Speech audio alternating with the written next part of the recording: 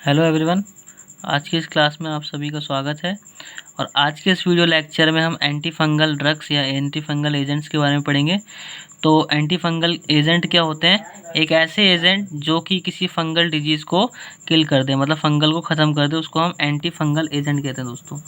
तो इसमें हम पढ़ेंगे। अभी हम क्लासिफिकेशन सबसे पहले हम देखते हैं। तो इसमें हम क्लासिफिकेशन देखेंगे पहला, और जहाँ तक इसको हम 2 पार्ट में कवर करने की कोशिश करेंगे एंटी फंगल को। तो आज जो है हमारा पहला पार्ट है और फिर अगली बार हमारा दूसरा होगा। तो क्लासिफिकेशन में सबसे पहले एंटीबायोटिक्स आती हैं। एंटीबायोटिक्स में पहला आता है दोस्तों पॉलिन्स। पॉलिन्स में आता है एम्फोटेरिसिन बी, जिसको एएमबी भी कहते हैं, निस्टैटिन एंड हेमाइसिन। दूसरा आता है दोस्तों इकिनोकैंडिन्स, कैस्पोफंगिन, माइकाफंगिन और एनिडुलाफंगिन आते हैं।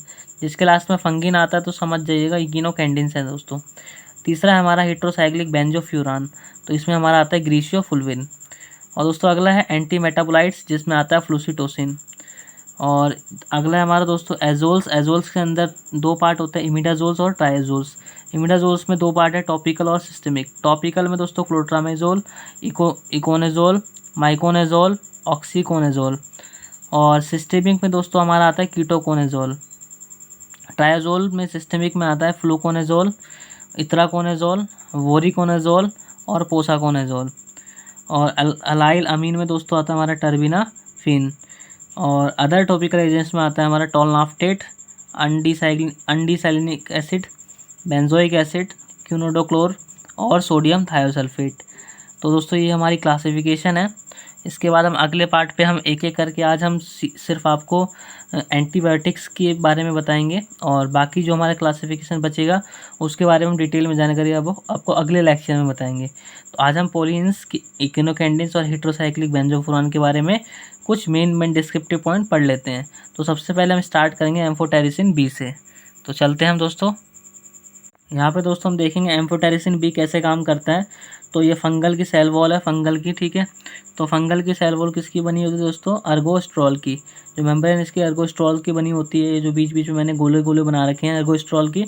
तो एम्फोटेरिसिन बी कैसे काम करती है इस पर? जब इसका मॉलिक्यूल आता है एम्फोटेरिसिन बी का यहाँ पे, तो एक यहाँ पे आएगा, एक यहाँ पे आएगा। तो बीच में क्या होता है दोस्तों, जब ये दोनों हट जाएंगे, ये दोनों हटने के बाद बीच में एक स्पेस बन जाएगा। मान लो ये है, ये मॉलिक्यूल है, ये मॉलिक्यूल है। 2 मॉलिक्यूल आके इनको अपने साथ ले जाते हैं कि यहाँ ले गया, यहाँ ले गया। तो बीच में एक स्पेस बन गया, पोर्स बन गया। तो आर्टिफिशियल पोर यानी माइक्रोपोर्स बन गया। और माइक्रोपोर्स के कारण क्या होता है, जो अंदर के जो मतलब जो फंगल के अंदर जो मटेरियल है वो बाहर आ जाता है। तो बाहर आने के बाद वो किल हो जाते हैं दोस्तों।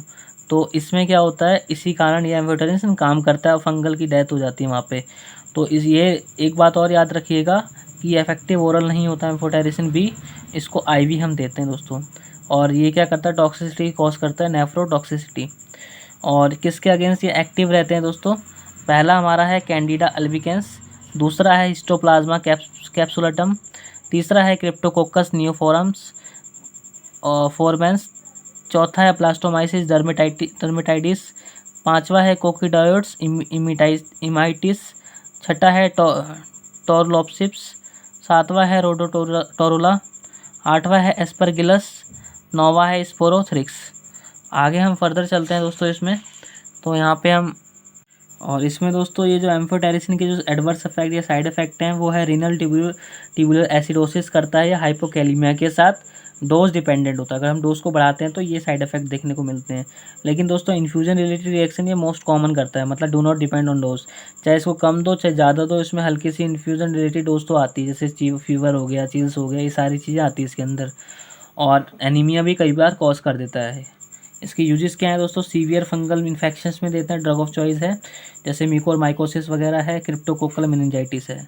अभी बीमारी भी चली थी दोस्तों म्यूकोरमाइकोसिस, जब कोरोना केस चल रहे थे, तो अभी भी हैं, तो थोड़ा सा इस पर भी ध्यान रखिएगा आप।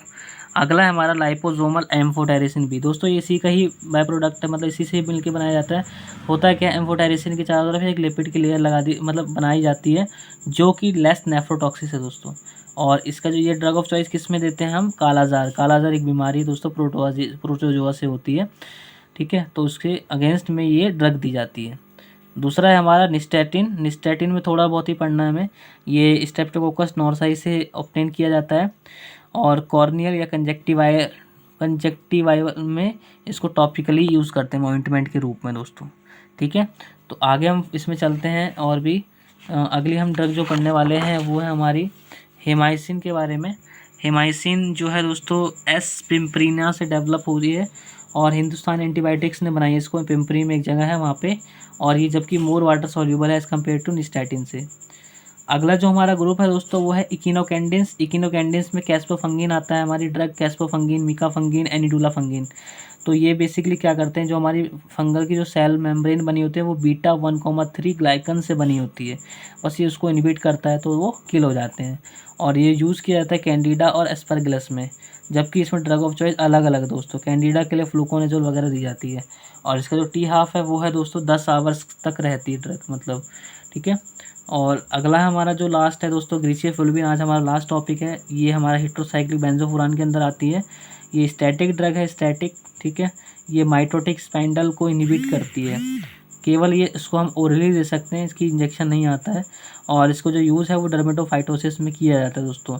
और ये फंगल इन्वेजन ऑफ कैरेटीन को हटा देती है, ठीक है। और इसमें हमारा एक चीज़ और है दोस्तों, जो कई बार क्या होता है, हम ये ड्रग जो मतलब ये एक बेसिकली कैरेटीन वगैरह जो नेल्स वगैरह में होता है, नीचे के बालों में होता है, उसको इन्फेक्शन को रोकती है। लाइक किसी पेशेंट को मतलब कोई फंगल इन्फेक्शन है, ठीक है, उसको हमने दवाई स्टार्ट करी ग्रीसियोफुल्विन की, 2 से 3 दिन उसने खाई और उसके बाद उसने बंद कर दी। तो उसको क्या हुआ, खुजली में तो राहत मिलेगी, लेकिन उसके बाद जब वो कुछ दिनों बाद मतलब दोबारा से वो हम उसके सेल के अंदर फंगल को नहीं मार पाए, क्योंकि दवाई उसने लगातार खाई नहीं।